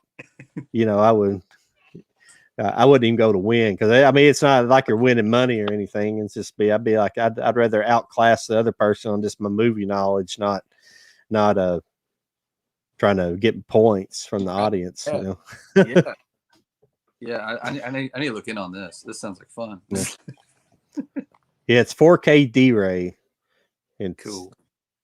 That's his channel. It's Thursday nights. Usually I think it comes on at 9, I believe 9 my time. I think 9 Eastern Standard. But I don't think he's not in. I don't know. It's like, I think it's 8 your time, maybe. It might be 8 Central or Mountain. Are you Mountain or Central? I'm Central. You're Mountain. Oh, you're Central. Okay. Yeah. Okay. Yeah. Mountain's further west, isn't it? Yeah. I don't understand why there's so many different time zones in this area. Yeah. But I'm definitely Central. So I just keep up with that one. Well, I hate that Charlie didn't want to make it in here. So I was looking forward to talking to him. Hopefully I'm glad I'm getting to know you better though, because you're a really nice guy. For sure. Wish I'm not very social when it comes to online activities. I don't tend to talk to people a whole lot, so that's why I follow you or something, and I don't talk to people on Instagram especially. So that's why I don't know anybody. I'm bad about that. I know I need to network more. It probably help my channel out. I'm just bad about it. So anybody out there thinks I'm being rude or something, I'm always been a shy kid, so I'm shy about that stuff. So I get a lot of DMs. So if there's anybody out there that I haven't responded to, I apologize. I try to get back to everybody in a timely manner. Yeah. Usually it's always about a post. Is this going to be there, or is this going to be here? But I got one guy that's super mad every time I post right now. He just wants it to be about Willy Wonka steelbook at Best Buy. I don't know when it's going to happen. I'm sorry. Is that going to be the 4K? Yeah. Steelbook, okay. Yeah, they got the regular 4K up for pre-order now, but for some reason they haven't posted the steelbook yet. Hang on just a second. Yeah.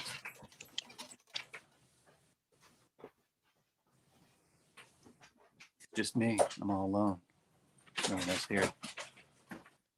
Are my guinea pigs loud? They're running amok. Oh, that's a big box. What is that? Yeah, you may have this, but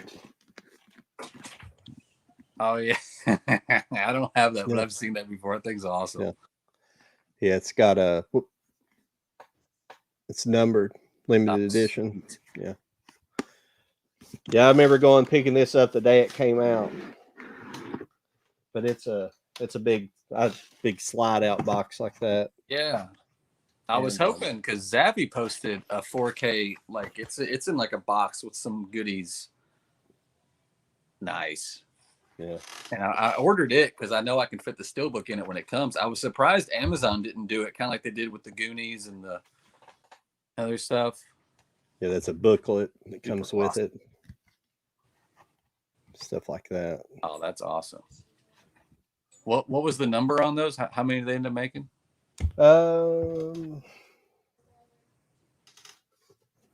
Let's see here. Yeah, only 100,000, so it's real limited. But you got that sticker. That's what counts. This was 17,000, but I don't know how many they actually sold because I used to see them in stores all the time when they were new. So there's a good Gene Wilder pick right there. Yeah. Oh yeah. Pretty cool. Yeah, I love Gene Wilder. What do you think about this prequel movie that they're talking about doing? Oh, you're gonna get the you get the backstory of Willy Wonka. Oh, you got a golden ticket. That's nice. Yeah.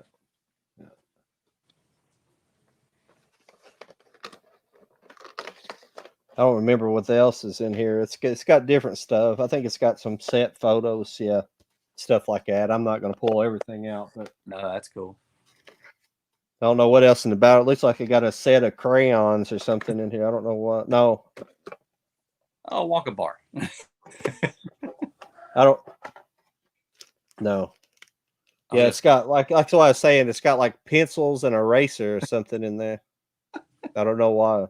That would have been better if it was an actual chocolate bar that you just had stored all this time.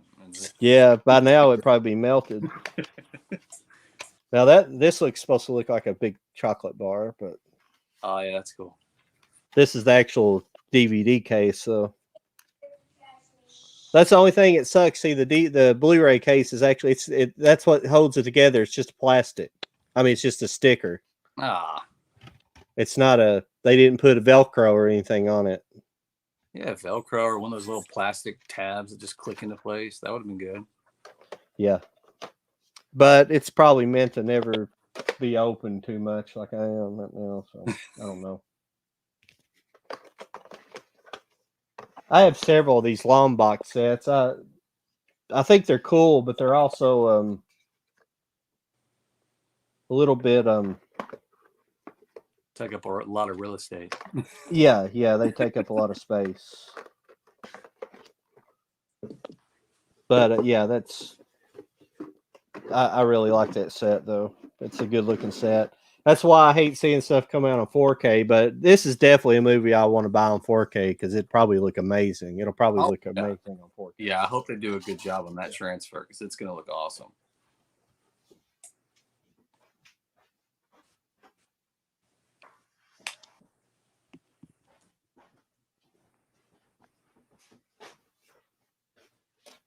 Yeah, I try not to get it. I try not to get too many big editions because I don't want to waste the real estate space. There's Mike from Dag Films. How's it going, Mike? Mike might join us sometime every now and then. He's a friend from the other podcast I used to do. May still do. I don't know. But he's very knowledgeable on films and laser discs. So he's a real good guy to have on. He's more knowledgeable than me. I wish I had his movie knowledge. I have a lot of movie knowledge, but I can't get it out. I can't get it out of my brain. Right. It stops right here. It won't want to come out. It's floating around up here, but it doesn't like to come out. So I had to coerce it out, and I just don't. I'm not good at it, but I'm getting better. But yeah. I think Mike said he was going fishing tomorrow, so he's been doing some prepping. He couldn't come on tonight and talk to us. So That's understandable. I wish I was going on a fishing trip too. He's actually coming down in your neck of the woods down there in the Tennessee. Yeah. Mike actually lives down he lives in Western Kentucky down around Fort Knox area. So he's close. Yeah.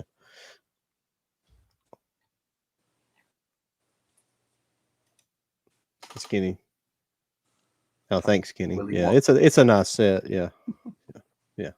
I can't wait for that steelbook. That'll be a cool steelbook. I'm trying to think what I was waiting for. Yeah, that Twister is like we were talking about last week. Yeah. Or Sunday night. That's one I'm interested in. That should be a good one as well. So yeah, that should be a fun one. Yeah. That's going to be a next year release, and they also got next year they got Lost Boys coming to 4K too. Yeah, that'd be pretty good. Yeah. That'd be a good one. Now what about how big is your collection? Do you have any idea? Mine is I'm lost right now because I do keep track of it with the CLZ app, but I've, like I was saying the other day, that I've got a lot. I'm kind of far behind my scanning right now, so I don't know exactly where I'm at. So do you know about? Because it seemed like you have them listed on your page somewhere, so I can't remember what it was though. Yeah, mine. I use a similar app. I'm not sure the name of it offhand right now because I've had it for so long. But I'm probably in the same boat. I've probably got movies that I've either forgotten to scan, or kind of like with that Best Buy issue. If you get a movie that comes out Tuesday and you get it on Saturday, the scanner doesn't work, and then I'll forget to go back and scan it Tuesday or Wednesday. So I'm sure I've got plenty back here in it. But according to the app, I'm like right around 2,000 probably. Yeah. But kind of like I was telling, I think I told Charlie this previously. You know, it just scans the barcode. So any box set you have, it's just counting that as one movie. So I wish there was a way you can go and kind of individually things on that. Well, CLZ app does that now. Oh, the CLZ app, yeah, it puts individual movies in a set. When it first came out, it didn't. That's why I'm not sure I have a good lockdown on my sets, because a lot of my old sets have been scanned that way. But I have went back and rescanned some old sets, but they did start breaking each movie down individually. Oh, okay, cool. From a set, so that is one good thing about it. Yeah. And TV seasons are the same way. It'll break each season down. I hope, like if you get a box set with a complete series box set. Yeah. That would help just to kind of know. Yeah. But what time are we getting here? I need to get a bigger clock here, so I can see it. My eyes are bad. But let's see here. What did Mike say? Yeah. Oh, that's the same one. I bumped up there. My bad. Yeah, I've had a little bit of an audience tonight. It's pretty nice. I'm not had mass audience. The only problem with getting a ton of people in here, you start getting your ticker starts just going real fast. And you just got to be selective of what you read out there. You got to, you can just have to click on somebody and be real selective on what you read. If you get a lot of people in there, get it going. So, but I mean, it'd be nice to have a big audience. So one of these days, but you have to do it slowly though. That's fine with me. Slowly but surely, once we can all start advertising it better. Yeah. That'll help. Me being at work all day did not help. So that's all right. I don't mind to advertise it. I had to wait a long time for him to try to find out the information on Wet Movie 1 there, and he just never did get back to him. So I ended up posting very late because I went ahead and made up an actual promo for Wet Movie 1 just in case I had to throw it up at the last minute. And then I made a new one for this week's today's broadcast. So I threw it up basically 2 hours before. So we're not getting a lot of fanfare right now because of it. I mean, we're doing all right. So I'm sure people are bored listening to us talking about it on here. I don't know. Might be interested, but behind the curtain talk. Yeah. I don't care to talk. I don't care to have a behind the curtain talk. It's like Penn and Teller revealing the secrets of magic or something. Yeah. Right. Jose, you showed off that big edition here. I'll grab the one that's the bane of my edition because it doesn't fit in any of my shelves. Hang on. Okay.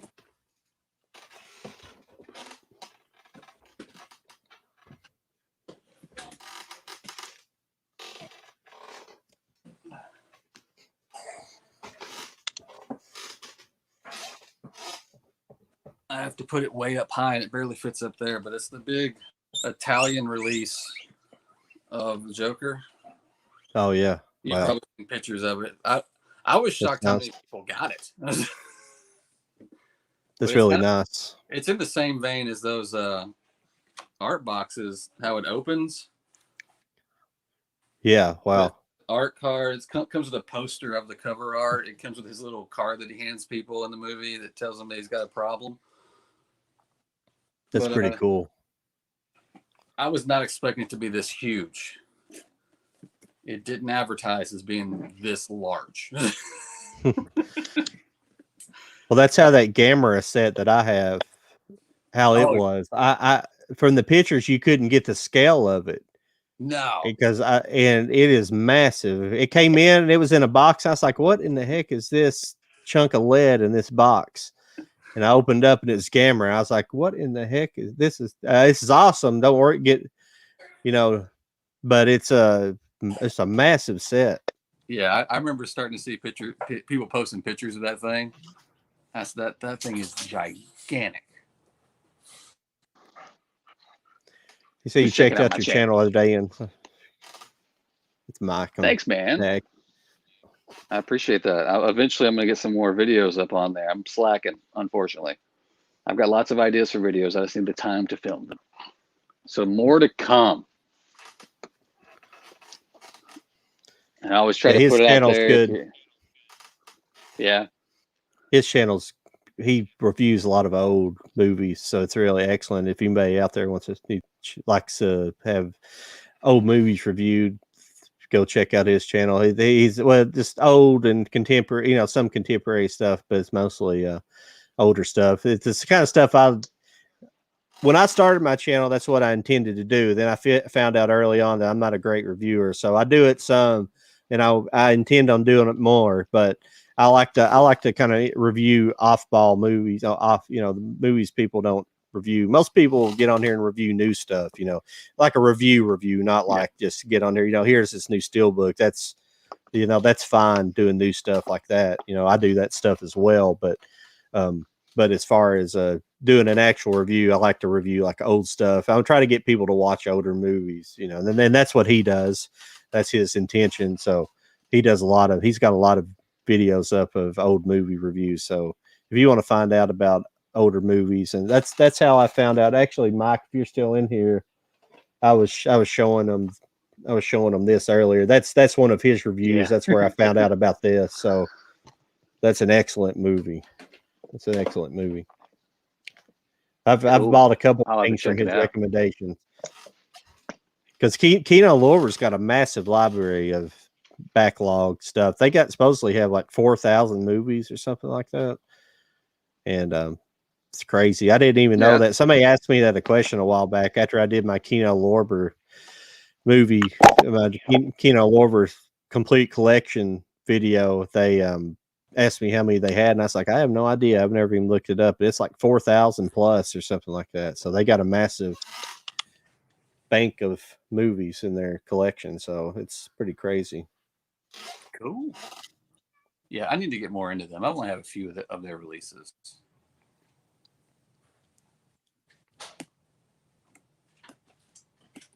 Yeah, I like the intro on your page. I've got to check out a couple videos so far. I like I'm trying to learn right now. What I'm learning is since I got this computer, I've had to start relearning like Photoshop, because my other computer would not run Photoshop either. It just would not run it. I don't know why. It just did not like Photoshop. So I used to use Photoshop probably about 15 years ago on an old Apple computer, and I knew how to use it. So I've had to reteach myself that, and I've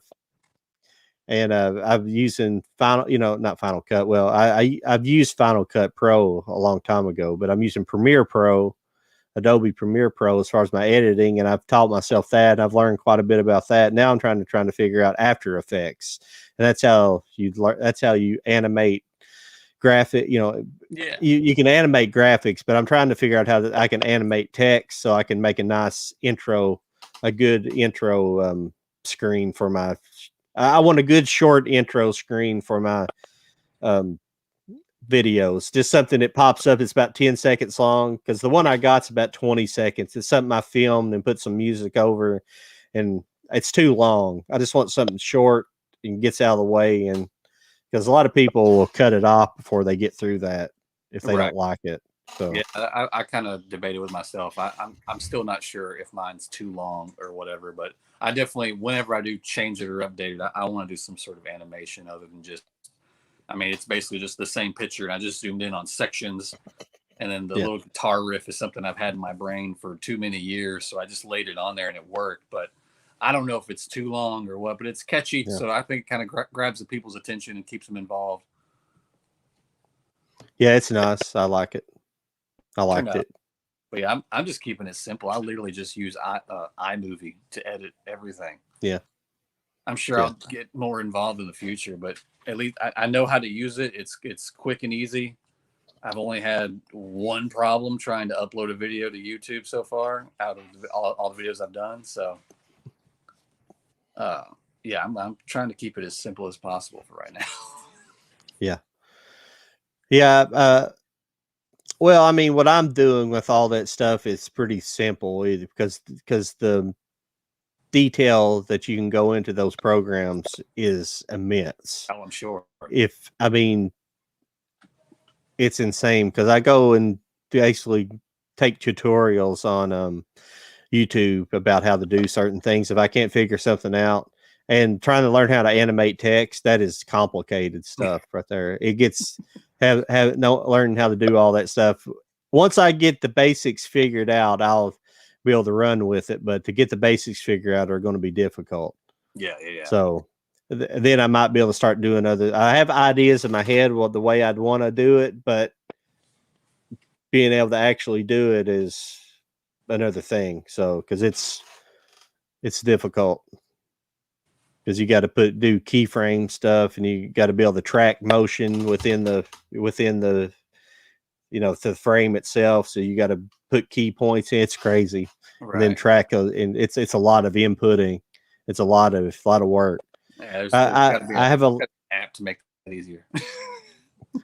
Yeah, I have a lot of respect for actual video editors out there. They for sure. It's hard work, especially the CG people. I mean, it's just, and it's crazy how much computing power they have to do, even render in 2K. That's what they mainly render stuff in, 2K. That's why a lot of new movies, unless they're shot in 4K and they render them in 4K, which some they have done, but a lot of like the, MCU movies and stuff, a lot of them's rendered in 2K. So that's why when they upscale them to 4K, they don't really look much better.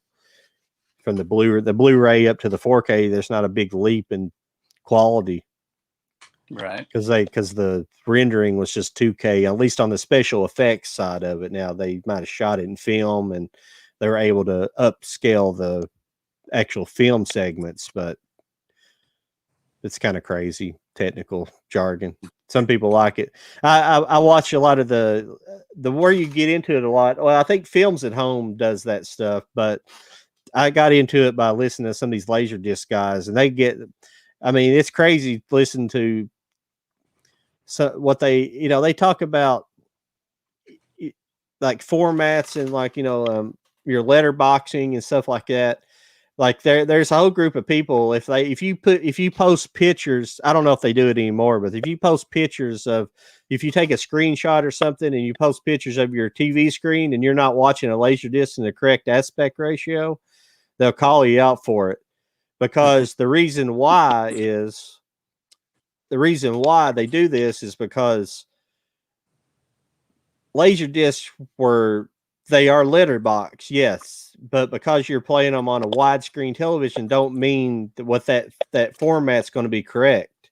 The reason why is because those were originally formatted for 4:3 TVs, so it's actually the actual player and the disc is made to be presented on a full screen TV, a full frame TV. Right. So the way you had to set it up is you actually had to put your TV into 4:3 mode and then get it. So it's like a box. So you got it. So it's a real small image, and then you got to zoom in and blow it up to the right aspect ratio to get to technically the right aspect ratio. It's silly, but it works. But they'll call you out. People will call you out for it. Apparently, I don't. That's why I never post any pictures of me watching laser discs. So It's overcomplicated, man.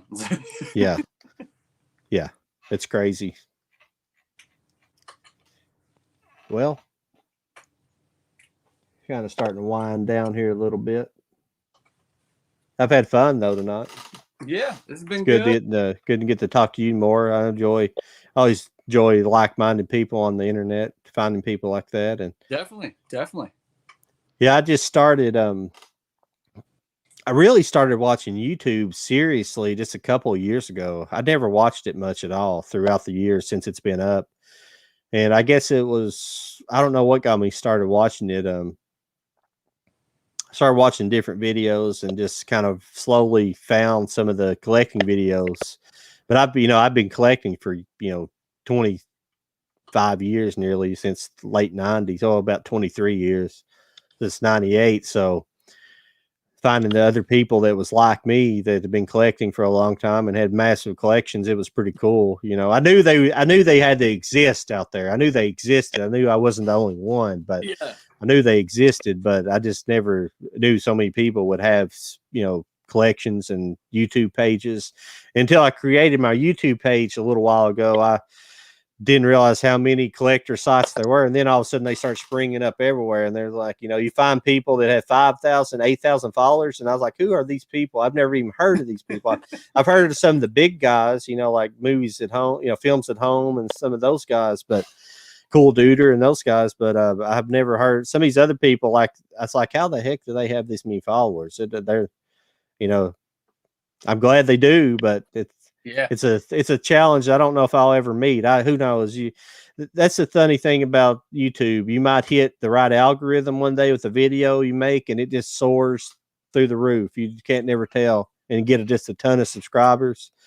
So I'm not worried about it. I'm just having fun. I just have fun editing videos, and I'm not the greatest host in the world. I'm not the most charismatic, but I enjoy doing it. So.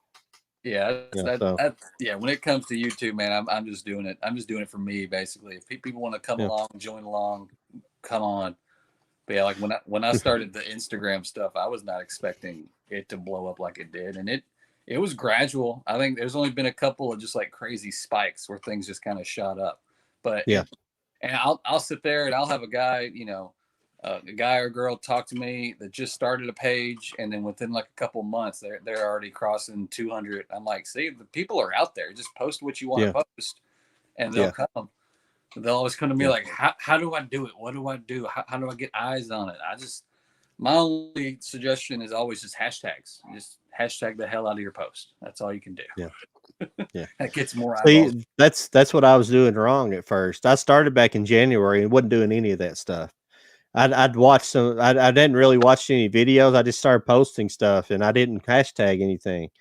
And I kept like, why am I not getting anybody? Am I that bad? But I wasn't getting any views. I was like, well, nobody's seeing me, so I thought at least I'd be getting some downvotes and some, get off the internet, you fat fuck, and stuff like that, But I wasn't getting any of that stuff, so I didn't know. So I didn't know what's going on. And I finally talked to a couple of different people.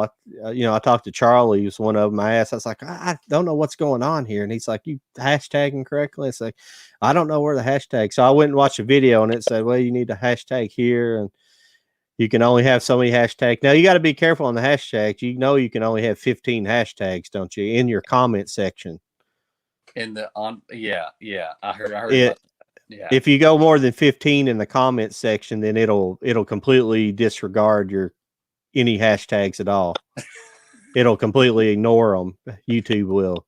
Right. But you can put as many characters as you want in your title, and then you can put 15 in your put 15 in your comments. So, but then you can also, but as far as I know, just regular tagging don't do much. I used to put a lot of emphasis when I first started tagging. I'd put a lot of tags.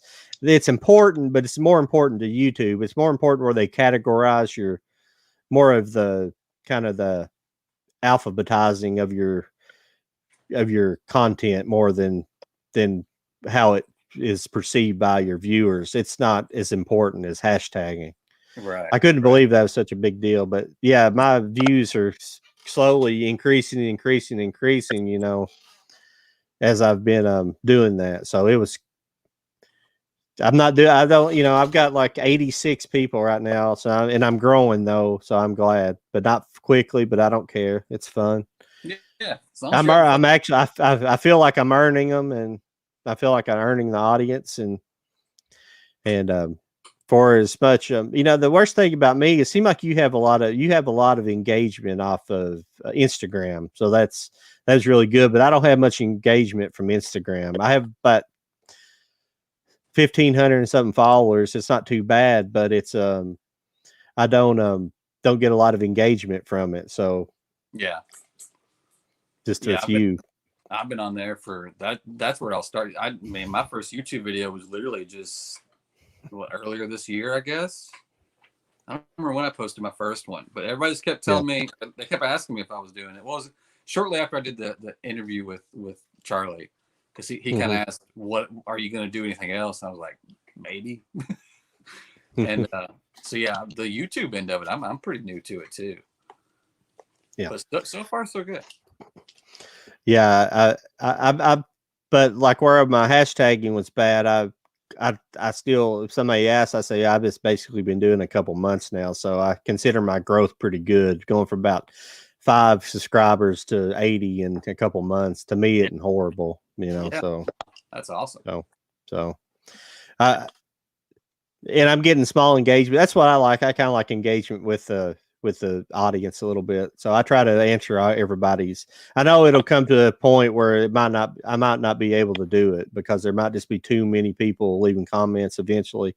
I can understand some of these guys that's got thousands of followers, why they get annoyed at people. I can kind of understand it, but you also need to kind of still try to engage with people. Yeah. Yeah. Anytime I get a comment, either on YouTube or Instagram, I bare minimum, I at least like it, whether or not I actually get back to it. I mean, if it's a question, I'll try answering it. But as far as just responding to respond, I try to just at least like the comment, just to show the people that I am reading it. I'm here. Yeah, absolutely. But got about 10 minutes here. We'll try to finish out the next 10 minutes, and we'll wrap it up if you want to. That's cool. 2 hours. I'm just trying to keep it easy at 2 hours. Yeah. Because so we don't run out of material, you know, from week to week. We start, you know, talking about the same thing over and over. It'll be nice. We'll start trying to, you know, do notes and stuff earlier in the week and try to prepare for, like, if we do mid-level, I'll probably go watch more of his videos. I'll watch him fairly regularly, but I'll try to find out some more and write specific questions for him. I do write down questions for people, but I just haven't been asking you a whole lot of stuff because I've asked you some things, but I've got a series of general questions I ask, you know, stuff like how big was your collection and stuff like that. Right. You know, basic questions for that, and I try to feather them in there so it don't look like I'm just reading down a list, you know, of stuff. But you know, some things I hadn't asked. You know, I did want to ask you what's kind of your favorite genre of movies? What do you like the best? What favorite kind of movies or genre? You know, Western, sci-fi, horror. I mean, I've got a big horror collection. But I mean, I don't know if it's a genre, but just almost anything from the 80s, honestly, whether it be comedy or horror or thriller, just the 80s seem to be like our golden age, you know, kind of. That's why I got a whole area of like childhood favorite movies over here. And and they can consist of all sorts of genres. Just like anything from that age seemed like just the writing was better, the acting was better. It was just more original. Everything now Yeah. is just like, oh, it's kind of like this. It seems Yeah. every time I watch a trailer, I was like, oh, it's kind of like this movie. So Yeah. but yeah, that's the best I could probably answer that question. That's understandable. I can't really lock down a specific genre. Probably westerns for me is overall my favorite, but it's such a close. I'm so close with everything though. Comedies or war movies and stuff. I like World War II movies, and I like documentaries. I like everything, you know, obviously, but it's hard to lock it down. I did want to show you this. I watched this today. I'm finally starting to go back and watch some of my Dollar Tree stuff because I just want to watch because this one here is a horror movie supposedly called The Appetites. Oh no, I've never seen this. No, I mean it's probably C plus movie. It's not great. You know, the acting's kind of bad. Good looking women in it, bad acting. You know, some nudity. Main character didn't get nude, so I was kind of disappointed, but she's a good looking girl. And the guy here on the front, that actor, he's terrible. Is it? He's just, yeah, it's just, I'm trying to think of a good explanation for him. He's, they kind of make him out.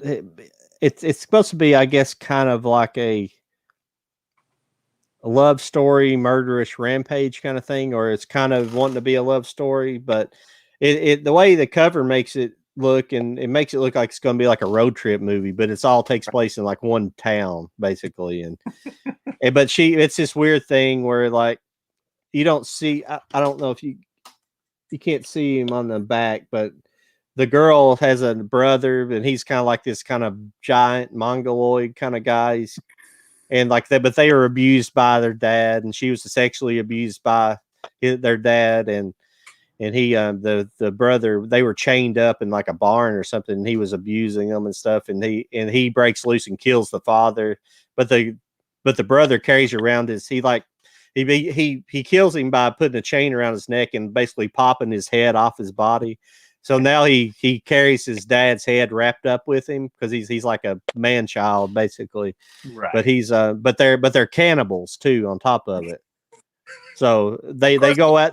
She basically goes out and lures men in with her body, and they kill them. And but this other guy that he comes to town, and he's also a killer. And he like falls in love with her, and it's just a bad love story. It's like it just doesn't work. He's a bad actor because like his character changes so much in it. He's like kind of made out to be this badass at first, and then he's like trying to be joking in the next scene or something. He's got this bad dialogue, like really misogynistic dialogue, which I don't care. I'm not PC, but he's got like this misogynistic, dialogue all the time. It's supposed to be try to be realistic, but it just is bad, just bad dialogue, the stuff he says.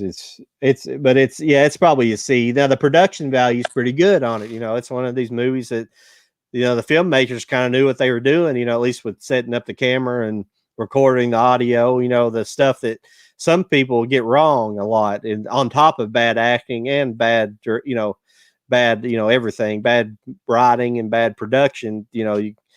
But this was good production, and all the production was good. But that's why I give it a C plus for mainly the production, because I really don't have a rating scale, but I like that. Say it's a C plus because it's pretty crappy movie. Good looking women. That's all you can expect out of. And I'm not a huge horror person, but I've been trying because I know a lot of people who are into it, so I've tried to.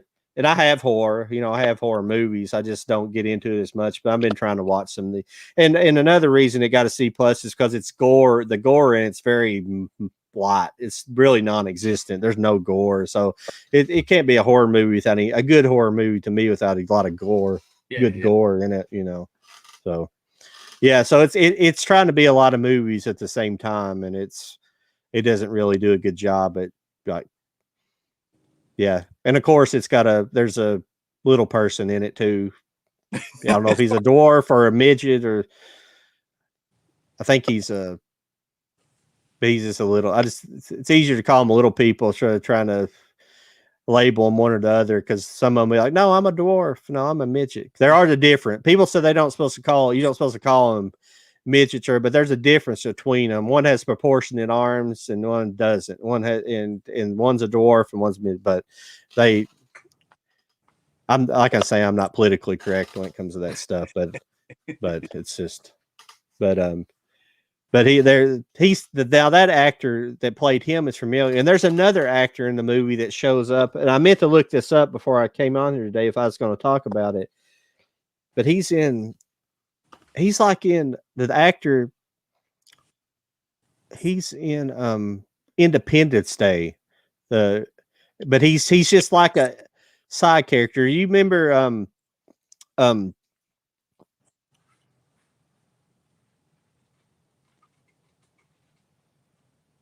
oh, what's his name? The guy that the pilot not I'm sorry, I just went completely blank on it, but the one that plays Randy, excuse me, Randy Quaid's character. Quaid. You know, do you remember his family in Independence Day? He had the family. It was like the son and the daughter. Or was there a small yeah, the son in that movie is the kid, the guy that shows up now. He's grown, obviously, but he shows up in this movie, just one scene, and he gets killed, and that's all he's in it. And I was like, probably the best actor you had in the whole lot of them, and you kill him off just in one random scene. Yeah. So that's probably the director's buddy. You know? I guess. Yeah. Do me a favor. Come on. Well, at least they'll get their royalty check because you picked up the movie. So that's yeah.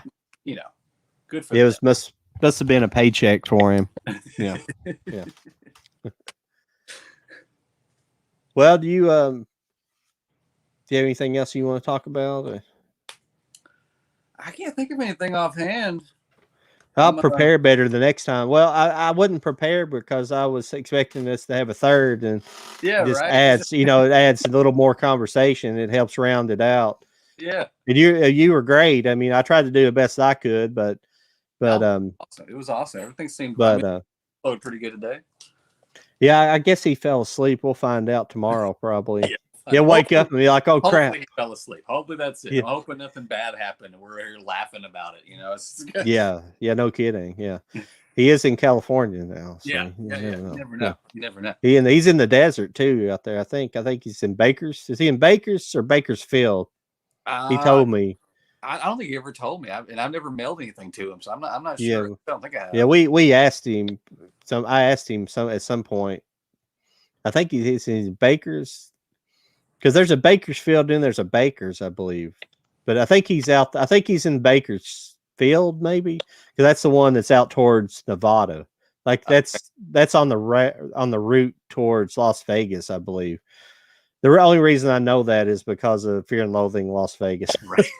I know geography a little bit, but I always remember it because they're talking about going to Bakersfield. That was some crap hole town, and on the edge of Death Valley, So yeah.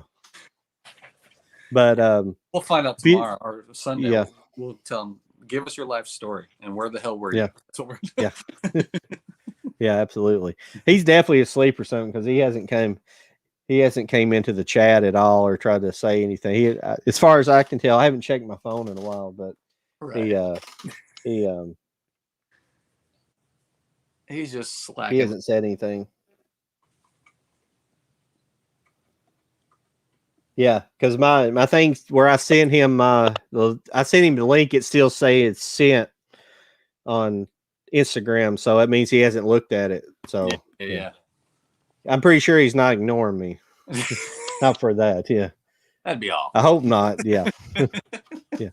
It's just episode 2. After going now, see what would have sucked was if he had got Wet Movie 1 on here and then fell asleep and missed the whole interview. The whole thing? Yeah. I'm sure he had great questions for you, but we're just gonna wing this. Yeah. Yeah. Well, if it's all at the end of our thing, I think we should do kind of a just kind of give a shout out to what you know where your channel is and everything before we sign off. Like, so where can we find you at on the internet? What all do you have out there? Everything is Steels, Rays, and 4Ks all spelled out. Instagram, YouTube, and TikTok. Okay. Yeah, I'm at Low IQ Media. Excuse me, I keep hearing something beeping.